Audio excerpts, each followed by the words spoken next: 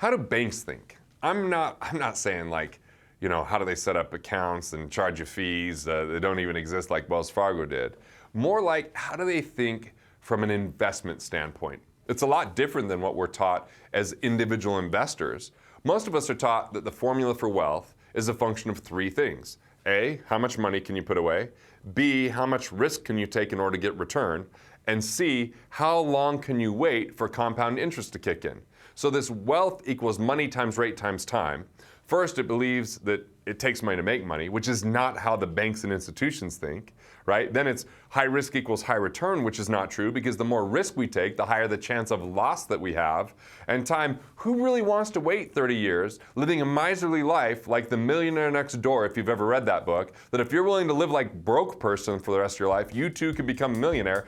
That's not how the institutions think, yet that's the poverty level of thinking that has come across for so many people on how they should invest.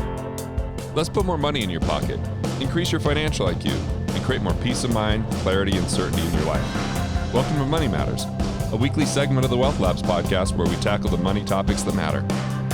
Today we're going to really talk about, in the Win Then Play Money Matters, the investment index. See, there's a tool that we use called the cash flow index to determine which loans to make priority and which ones to pay off, attacking only one at a time with extra cash. And the cash flow index just takes the loan balance, it divides it by the minimum monthly payment, it spits out a number. And really, if that number is less than 50, the banks love you. Because what it means is they don't have a lot of their capital at risk that they've lent you, yet they're getting a relatively high payment. They're in the business of cash flow. They're cash flow investors. When you go make a deposit, they don't go put that in some retirement plan waiting for 30 years. They're not following that methodology of money times rate times time. They're really focusing on velocity. They're focusing on cash flow. They want to see how can they create something called arbitrage. Arbitrage simply says if they can get you to give them $1 and they can pay you, 2 cents to rent that dollar and then go sell that dollar for 4 cents, as far as interest payments, then they're cash flowing. So if they're charging 2%, that's a really low interest rate, but they're only giving you 1%, that's 100% markup. That's an amazing situation for them. That's a great return. How easy is it to get 100% returns? Well, that's almost non-existent out there in the world, but institutions are doing that all the time. You can walk into any institution right now. You'll see, they'll say, here's the savings rate, here's the money market rates, here's what we pay on a checking account if you have enough money in there, right? A lot of times that's 0%. Then on the other side, they'll say, here's our car loans, here's our mortgages, here's our signature loans. And you're gonna see those are double, triple, maybe even quadruple what they're charging versus what they're giving. They don't have a product, they're just intermediaries with money. So as we learn about the investment index, it's going to help you understand. If you're going to achieve economic independence, which is creating enough cash flow on a regular basis, coming in from your assets or coming in from entrepreneurial-based income, which is income that shows up even if you don't, meaning you don't have to go to an office or open a laptop and money still comes in. You're still going to monitor that. You still have to manage it for it to happen. But economic independence is having enough that recurring revenue to cover your basic expenses. Well, are you going to get there faster by paying something off, or by becoming a better investor or the investor you already are? So we're going to compare the cash flow index to the investment index. The investment index is more what the banks look at. When they've lent you money, they want to see what the investment index is. They're taking what money that they put out there, then they're dividing that by the cash flow that comes in, and they want that number to be as low as possible, right? You want a high cash flow index, you want a low investment index, because we're looking at two different parties. Cash flow index is the borrower, investment index is the lender. So the investment index, low number means they're getting good cash flow for what's out there. Cash flow index means a low number, you got not that much money and you have to make a high payment. So let's talk about this in really simple terminology. Tim, I think I'm going to hurt myself, or I did hurt myself. Carden with me today, a great money nerd, someone that really knows this inside and out. So, I kind of had an epiphany once. When I was teaching this at a wealth acceleration workshop at Wealth Factory, before we even had investment indexes in the workbook, I wrote them up on the whiteboard and I was like, let's just look at this from the other side.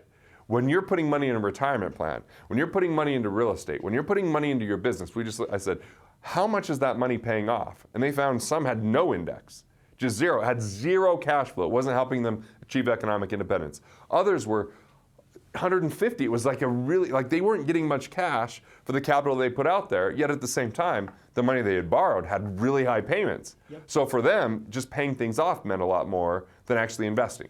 Exactly, and when you first taught this to me, my dad was one of my best success stories for finance in my life because it was my dad and it was hard to work with him.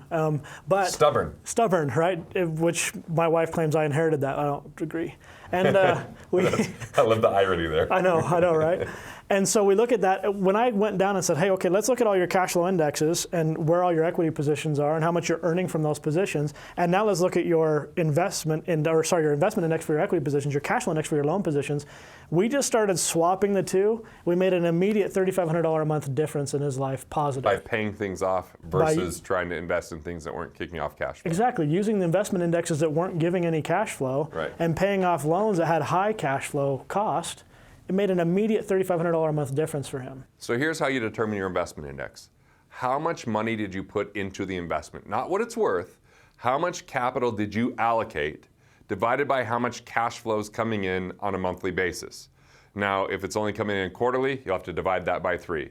If it's not coming in at all, it's simple math. We could take anything times 0, and it's always 0.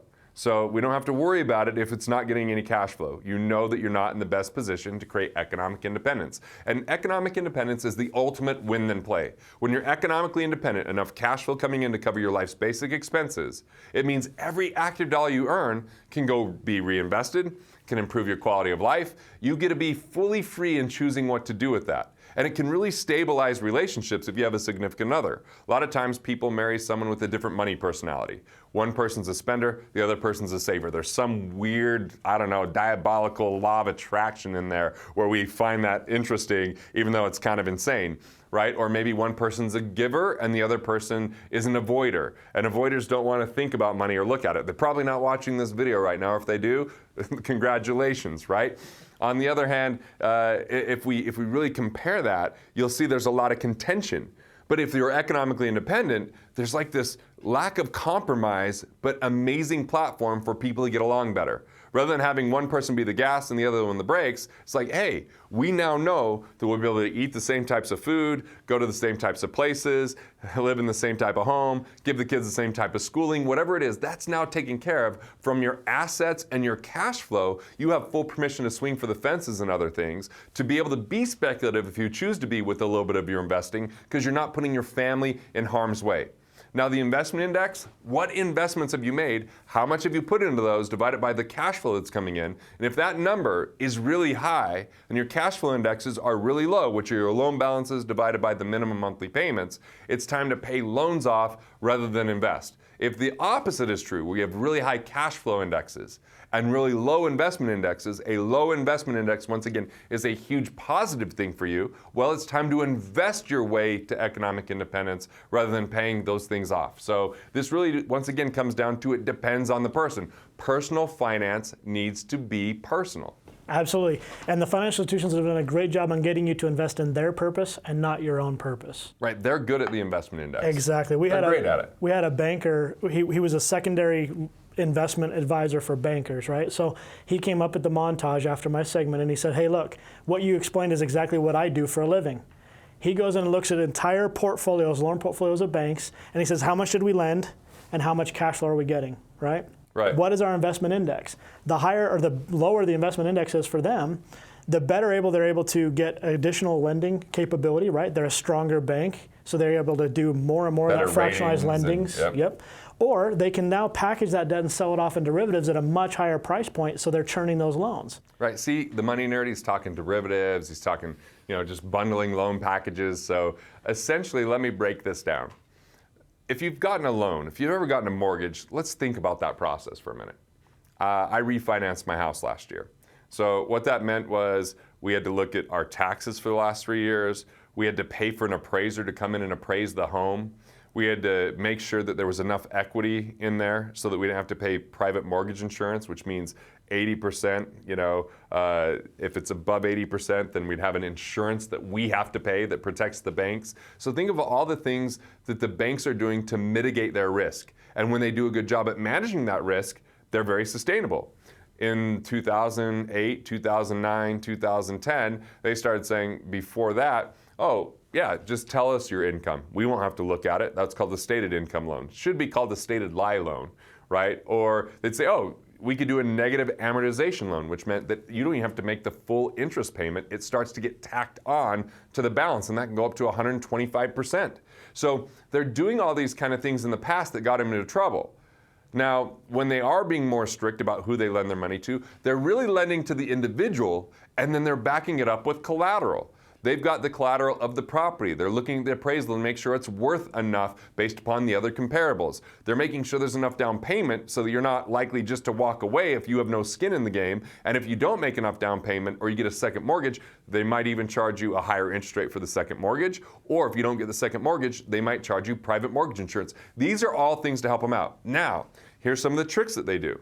If you'll do a shorter loan, they'll give you an interest rate break. Why is that? Because a shorter loan improves the investment index for them. They're getting more cash flow. And they know most people refinance their home and they don't stay there for 15 years. It's rare for someone to get into a home, pay every single payment, and pay off a 15-year mortgage. They typically relocate or they refinance. And so ultimately, they're looking at the most cash flow because that lowers their risk. More cash flow, more principal, the more equity, the more that if something goes wrong, they have an asset they can liquidate and get their money back. If you've borrowed every dollar there is to borrow, the market goes down and you default, they're not good at real estate. If you ever heard of REOs, where that's bank-owned property, they're typically selling those portfolios for pennies on the dollar. So their investment indexes, they're a cash flow machine. They're protecting the downside. They're looking at ways that they can get cash flow. They're not locking money up for 30 years. They're not hoping that it's going to work out. They're instead calculating their risk, minimizing it, and creating that cash flow. I'm working with a dentist right now who we're going to refinance all of his business loans because it's going to free up like $3,000 or $4,000 a month in cash flow. The bank is fighting him on that, and their excuse is, well, this one part of that, one of those loans in that package, you're going to go from a 4% interest rate to a 5% interest rate. So they're trying to act like they're looking out for his bottom line.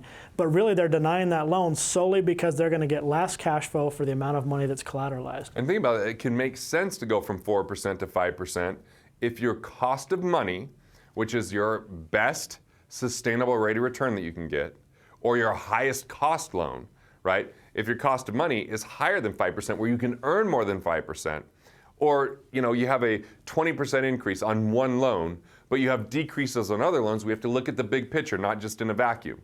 So the investment index, this is a little bit more difficult concept to really understand, like how do you get a low investment index, which means high cash flow in relationship to a low amount of capital allocation. That's what you're looking, how much did you put in versus how much you get back. You want that number to be low, just like the bank does. Cash flow index, that's when you borrowed money, you want that number to be high because it means you got a lot of money in, but you're not having to make as big of a payment, which gives you more control of your cash flows, more of a path towards economic independence. And look, we're gonna continue to unveil these money matters so that you can be more versed. Hopefully we demystify the complex world of finance for you so that you can be in control of your finances, take that back, improve your financial situation, and be more empowered. All right, thanks, Tim. Appreciate it.